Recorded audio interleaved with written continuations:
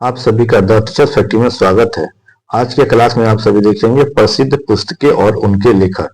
इससे पहले इसका क्लास 1 आ चुका है जिसे आप सभी ने बहुत प्यार दिया है और उम्मीद है कि इस क्लास को भी आप सभी काफी अच्छे रिस्पॉन्स देंगे और इसे ध्यान से देखेंगे। और यह जो क्लास है इसमें आपको सभी प्रतियोगिता परीक्षाओं के लिए महत्वपूर्ण एमसीक्यू के रूप में प्रश्न दिए गए हैं, चाहे आप यूपीएससी टीआरई 4.0 के विद्यार्थी हो या बिहार दरोगा के या फिर बिहार एसएससी के या इसके अलावा आप रेलवे के कोई किसी प्रकार का एग्जाम हो उसके लिए तैयारी कर रहे हैं तो उनके लिए भी महत्वपूर्ण है। और अभी जो सिविल कोर्ट का जो एग्जाम देने जा रहे हैं उन सभी विद्यार्थियों के लिए भी काफी महत्वपूर्ण है। तो आइए सीधे चलते हैं और आज के जो सेशन उसको देखते हैं। और हाँ, हमेशा की तरह आप इस सेशन को प्रारंभ होने से पूर्व एक लाइक अवश्य कर दें। चलिए देखते हैं आज के प्रश्न को। पहला प्रश्न है, वाल्मीकि द्वारा रामायण ग्रंथ की रचना हुई? ए हिंदी में, बी संस्कृत में, सी अवधी में या डी मैथिली में? और इसका सही आंसर हो जाएगा ऑप्शन नंबर बी यानी संस्कृत में। सभी प्रश्नों को ध्यान से देखते चले, याद करते चले, या जो सेट लगा रहे हैं वो सेट लगाते चले। ठीक है। प्रश्न है 44, निम्नलिखित में से कौन सी कृति कालिदास की नहीं है? ए सारीपुत्र पराक्रम, बी ऋतु संहारम, सी मेघदूतम या डी रघुवंशम? और इसका जो आंसर होगा ऑप्शन नंबर ए सारी पुत्र पराक्रम। ठीक है। प्रश्न 45, निम्नलिखित में से कौन सी कृति कालिदास की नहीं है? ए मालविका अग्नि मित्रम, बी विक्रमोस, देख लीजिए ध्यान से, कि नाम भी ध्यान से देखना पड़ेगा, विक्रमोर्वशीयम, सी ऋतु संहारम या डी कादम्बरी? ठीक है। और इसका जो आंसर होगा ऑप्शन नंबर डी कादम्बरी। प्रश्न है 46, पाणिनि ने निम्नलिखित में से कौन सी पुस्तक लिखी थी? ए रघुवंशम, बी अष्टाध्यायी, सी मनुस्मृति या डी कथा सरित सागर? ठीक है। और इसका जो आंसर होगा दोस्तों 46 का ऑप्शन नंबर बी अष्टाध्यायी। प्रश्न है 47, बाबरनामा मूल रूप से लिखा गया है? ए अरबी में, बी तुर्की में, सी उर्दू में या डी फारसी में? और यह अभी तक बहुत सारे जो एग्जाम हुए उसमें कई बार यह प्रश्न आ चुका है और इसका आंसर होगा ऑप्शन नंबर बी तुर्की में। प्रश्न है 48, पुस्तक कथा सरित सागर के लेखक हैं? ए सोमेश्वर तृतीय, बी कलहन, ठीक है, उसके बाद है सी में पृथ्वीराज चौहान, डी में है सोमदेव। और इसका जो आंसर होगा ऑप्शन नंबर डी सोमदेव। प्रश्न है 49, प्रसिद्ध ग्रंथ लीलावती, ठीक है, प्राचीन भारत के किस विषय से संबंधित है? ए रसायन, बी दर्शन, सी गणित, डी चिकित्सा? और इसका जो आंसर है 49 का ऑप्शन नंबर सी यानी ध्यान से देख लो 49 का गणित। प्रश्न है 50 में दिया हुआ है, विक्रमांकदेव चरित के लेखक कौन थे? ए बिल्हन, बी पन्ना, सी पंपा या डी रन्ना? ठीक है। और 50 का जो आंसर है ऑप्शन नंबर ए यानी बिल्हन। प्रश्न 51, कामसूत्र के लेखक हैं? ए बाण, बी कालिदास, सी दांडी या डी वात्स्यायन? और इसका जो आंसर होगा ऑप्शन नंबर डी वात्स्यायन। ठीक है। प्रश्न 52, गोरा नामक पुस्तक के लेखक कौन है? और यह काफी महत्वपूर्ण है, इसे आप बीबीआई के रूप में रख सकते हैं। ए रविन्द्रनाथ टैगोर, बी प्रेमचंद्र, सी महात्मा गांधी, डी अवनींद्रनाथ टैगोर? ठीक है। और 52 का आंसर होगा ऑप्शन नंबर ए यानी रविन्द्रनाथ टैगोर। प्रश्न नंबर 52 के बाद हम लोग 53 को देखते हैं दोस्तों, ध्यान से देखते चले।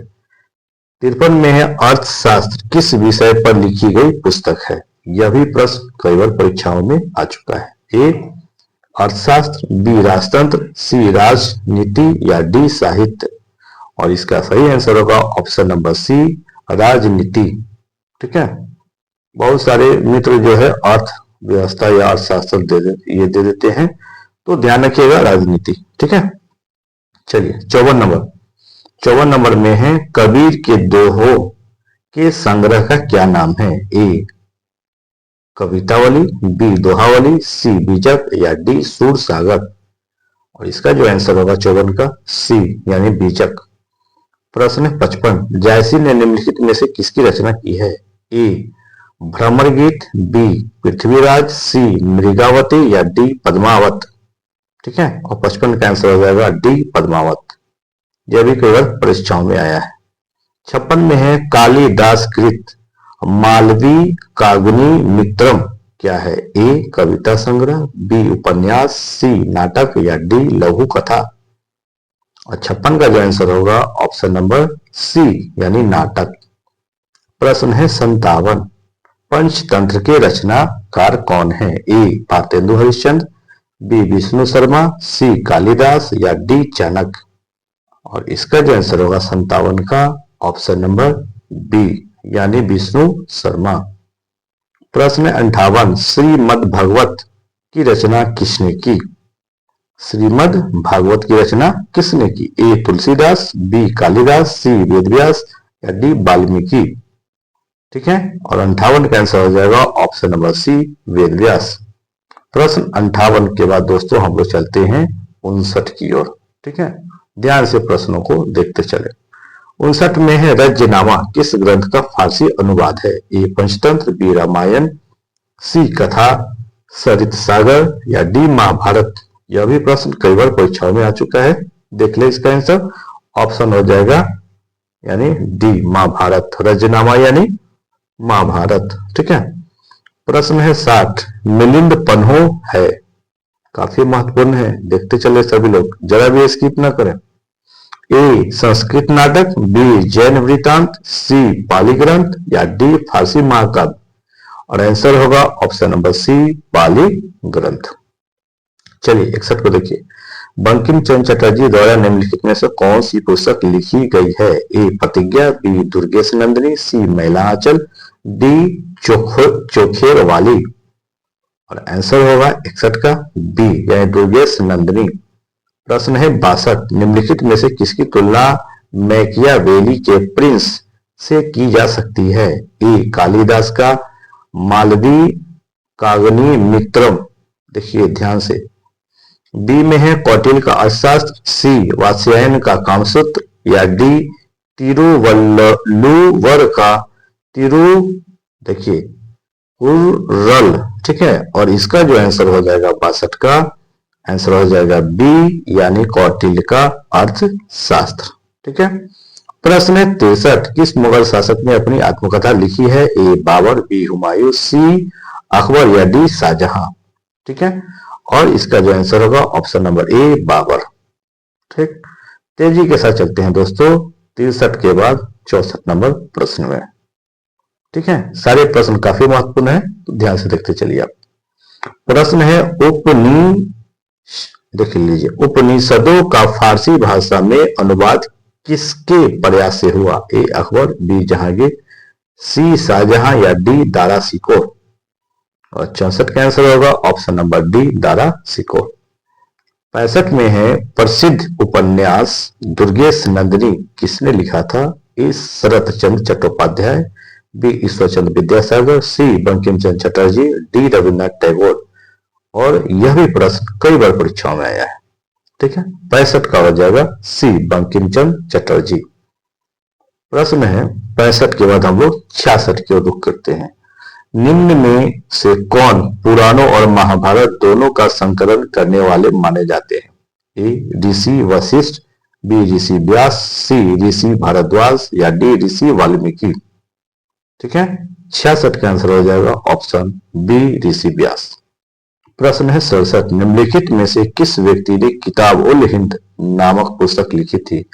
ए जुहैर इब्न अबी सुलमा, बी अंतरा अब्द सद्दाद, सी इमरुल अल डैश, डी अल बरूनी।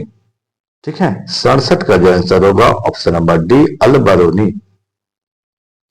प्रश्न है 68, पतंजलि किसके संग्रहकर्ता के रूप में प्रसिद्ध हैं? ए योग सूत्र, बी पंचतंत्र, सी ब्रह्मसूत्र या डी आयुर्वेद। और 68 का आंसर होगा ऑप्शन नंबर ए योग सूत्र। प्रश्न है 69, निम्नलिखित में से महाकवि कालिदास द्वारा रचित ग्रंथ है, कौन सा है? तो इसको ध्यान से देखिए। ए मालती माधव, बी मुद्रा राक्षस, सी मृक्ष कटिकम या डी कुमार संभवम। ठीक है, और 69 का आंसर हो जाएगा ऑप्शन नंबर डी कुमार संभवम। प्रश्न 69 के बाद हम लोग देखते हैं 70 की ओर।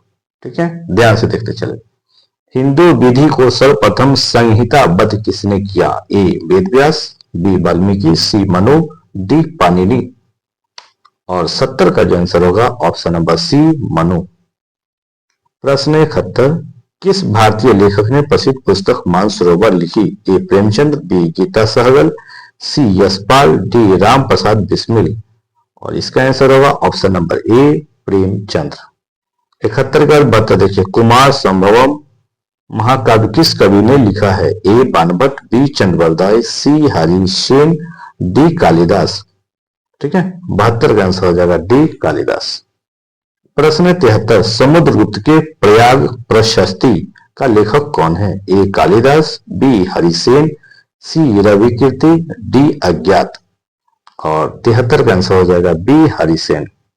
ठीक है, 74, मिलिंद पन्हो राजा मिलिंद एवं किस बौद्ध भिक्षु के मध्य संवाद के रूप में है? ए नागसेन, बी नागार्जुन, सी नागभट्ट या डी कुमारिल भट्ट।